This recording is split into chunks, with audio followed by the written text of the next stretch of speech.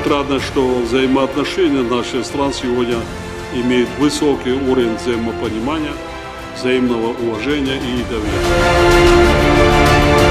Вас, Эмомали Шарипович, в Казахстане любят, знают, рассматривают в качестве выдающегося таджикского государственного деятеля.